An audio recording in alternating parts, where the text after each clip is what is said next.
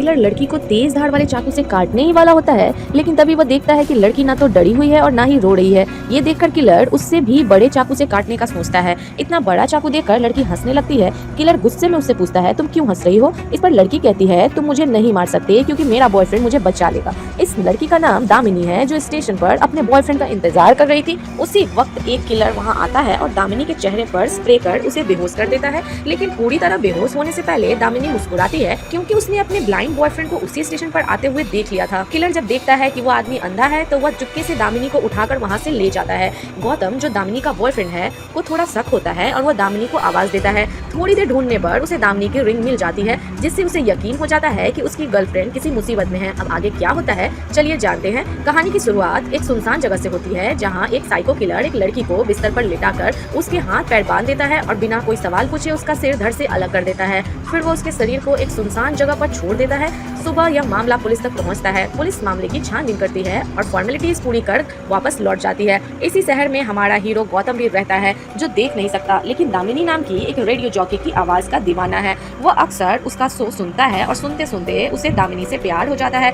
हालांकि ये सिर्फ एक तरफा प्यार है। गौतम को मालूम होता है कि दामिनी कब और कहाँ जाती है और वे अपने दोस्त राज नायकम की मदद से उसे फॉलो करता रहता है। एक दिन दामिनी को फॉलो करते हुए वह एक शादी में पहुंच जाता है। वहां गौतम गाना गाकर उसे इम्प्रेस करने की कोशिश करता है और थोड़ी देर में उसे प्रपोज भी कर देता है। दामिनी पहले तो मना कर देती है, पर गौतम की बार बार रिक्वेस्ट पर वो कहती है, ठीक है, कल मैं एक जगह जाने वाली हूँ, अगर तुम वहाँ पहुँच गए तो मैं तुम्हारे प्रपोजल को एक्सेप्ट कर लूंगी। वो गौतम को कल का प्रोग्राम ध्यान से सुनने के लिए कहती है। अगले दिन गौतम रेडियो पर दामिनी का प्रोग्राम सुनता है। दूसरी तरफ दामिनी रात के समय रेलवे स्टेशन पर गौतम का इंतजार कर रही होती है। उसे पूरा भरोसा होता है कि गौतम जरूर आएगा, लेकिन काफी देर तक इंतजार करने के बाद भी गौतम नहीं आता और उसकी जगह एक साइको किलर वहां आ जाता है। किलर दामिनी के चेहरे पर स्प्रे करके उसे बेहोश कर देता है, लेकिन बेहोश होने से पहले दामिनी गौतम को वहां आते हुए देख लेती है और मुस्कुराती है। गौतम को दामिनी की खुशबू से उसको पता चल जाता है और वह उसे आवाज देते हुए बेंच की तरफ बढ़ता है, मगर किलर बड़ी चालाकी से दामिनी को उठाकर वहां से निकल जाता है। गौतम को लगता है कि कुछ गड़बड़ है, इसलिए वो पुलिस को बुलाता है और बताता है कि दामिनी को साइको किलर ने अगवा कर लिया है। वहीं दूसरी ओर किलर दामिनी को एक सुनसान जगह पर ले जाता है और उसके हाथ पैर काटने को तैयार होता है, लेकिन जब उसकी नजर दामिनी के चेहरे पर जाती है तो वो देखता है कि दामिनी के चेहरे पर कोई डर नहीं है, बल्कि वो मुस्कुरा रही है। किलर उसे पूछता है, तुम हंस क्यों रही हो? दामिनी जवाब देती है, मेरे जन्मदिन तक अगर मैं गौतम तक नहीं पहुंची तो वह मुझे ढूंढ लेगा। ये सुनकर किलर दामिनी को नहीं मारता और उसके चैलेंज को स्वीकार कर लेता है। अगले दिन किलर एक प्रोस्टिट्यूट को किडनैप करता है और उसकी जगह उसके हाथ पैर बांधकर उसका सिर धड़ से अलग कर देता है। फिर किलर दामिनी से कहता है, जब गौतम तुम्हें खोजते हुए यहाँ आएगा तब मैं उसका सिर काटकर तुम्हारे हाथ में और तुम्हारा सिर काटकर उसके हाथ में रख दूंगा। किलर प्रोस्टिट्यूट की बॉडी को बाहर फेंक देता है, जिससे पुलिस वहाँ पहुँच जाती है। गौतम भी वहाँ आ जाता है और समझ जाता है कि ये बॉडी दामिनी की नहीं है। फिर वो साइकेट्रिस्ट सुशीला से मिलने जाता है, जो उसे समझाती है कि अब तक कोई भी लड़की इस किलर से नहीं बची है, लेकिन गौतम का यकीन नहीं डगमगाता। वो पुलिस कमिश्नर से मदद मांगता है। वही कांस्टेबल अकबर उसे कमला नाम की एक पूर्व पुलिस ऑफिसर के बारे में बताता है, जो पहले इस केस पर काम कर चुकी थी। गौतम कमला से मिलने जाता है, लेकिन कमला उसे डांटते हुए मना कर देती है। दरअसल एक एक्सीडेंट में कमला ने अपने दोनों हाथ पैर खो दिए थे। कमला के मना करने के बाद गौतम को गुस्सा आ जाता है और वो उसे थप्पड़ मारकर वहाँ से चला जाता है।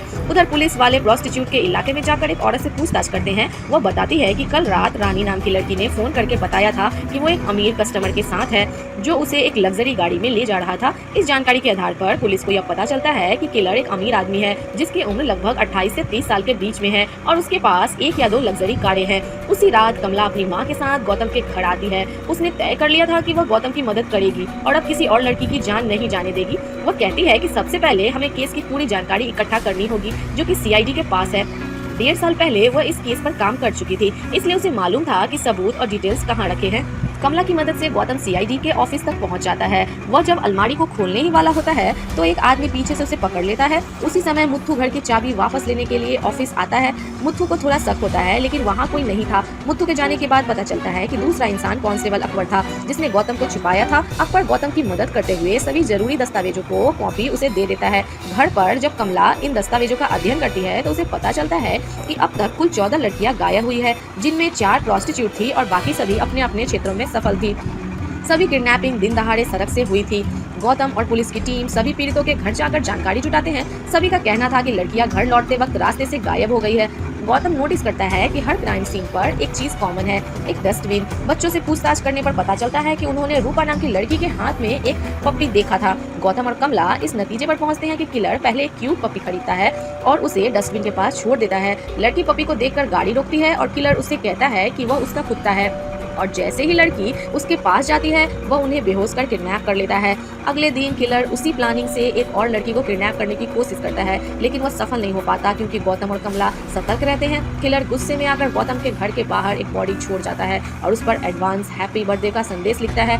गौतम उस लड़की के शरीर से एक अजीब महक सूंघता है और राजनायकम से 2 पिग्स लाने को कहता है। वो समझ जाता है कि पिग्स की गंध वही है जो प्रोस्टिट्यूट की बॉडी से आ रही थी। वे एक एक कर पिग फार्म की जांच करने लगते हैं, लेकिन कोई ऐसा यंग मालिक नहीं मिलता जो किलर के हुलिये से मेल खाता हो। इस बीच मुथु को पता चल जाता है कि गौतम और उसकी टीम पिग फार्म की जांच कर रहे हैं। वो खुद एक फार्म पर जाता है और इत्तेफाक से उस फार्म का मालिक वही किलर होता है। पुलिस को देखकर किलर घबरा जाता है और मुथु को इंजेक्शन देकर बेहोश कर देता है। वो मुथु को अपने कमरे में बंद कर देता है जहाँ वे अपने अपराधों को अंजाम देता है। जब किलर वहाँ नहीं होता, दामिनी मुथु को होश में लाकर कहती है कि वो यहाँ से भाग जाए, लेकिन मुथु कहता है कि वो भाग नहीं सकता। थोड़ी देर में किलर वापस आकर मुथु को मार डालता है। सभी पिग फार्म की जांच के बाद भी कोई सबूत नहीं मिलता, लेकिन कमला को पूरा यकीन है कि किलर इन्हीं फार्म में से एक में मौजूद है। गौतम इस असफलता से निराश होकर फैसला करता है कि वह उस रात अकेला रहेगा। थोड़ी देर बाद किलर की गाड़ी वहां आ जाती है। गौतम समझ जाता है कि ये किलर की गाड़ी है, इसलिए वो जानबूझकर घर से बाहर निकलकर कैक्टस का पौधा लेकर गाड़ी के पास जाता है। दूर खड़ा राजनायकम अपनी गाड़ी से किलर का पीछा करने लगता है। दोनों के बीच एक लंबी चेज होती है, लेकिन दुर्भाग्यवश राजनायकम किलर के हाथों मारा जाता है। किलर राजनायकम के फोन से गौतम को कॉल करता है। मैं दामिनी को उसके जन्मदिन वाले दिन मार डालूंगा। अगले दिन गौतम को राजनायकम के मारे जाने की खबर मिलती है। यह सब सुनकर गौतम समझ जाता है कि किलर लेफ्ट हैंडेड है और उसका दायां हाथ हमेशा उसकी जेब में रहता है। इसके बाद गौतम और कमला पुलिस की मदद से कॉलेज के सभी कर्मचारियों और वहां मौजूद लोगों की लिस्ट तैयार करते हैं ताकि किसी भी लेफ्ट हैंडेड व्यक्ति की पहचान की जा सके। उन्हें पता चलता है कि कॉलेज के पास ही एक स्टूडियो है जहां से उस दिन का पूरा कार्यक्रम लाइव रिकॉर्ड किया गया था। गौतम और कमला उस स्टूडियो में जाते हैं और स्टूडियो के मालिक से उस दिन के फुटेज की एक कॉपी मांगते हैं। फुटेज को ध्यान से देखने पर गौतम को एक ऐसा व्यक्ति दिखता है जो हमेशा अपने दाएं हाथ को जेब में रखे हुए है। उसकी चाल और बॉडी लैंग्वेज भी संदिग्ध लगती है। वह व्यक्ति फुटेज में भीड़ में छिपने की कोशिश करता हुआ दिखाई देता है। गौतम को समझ आता है कि यह वही व्यक्ति है जो कमला के केस के दौरान मौजूद था।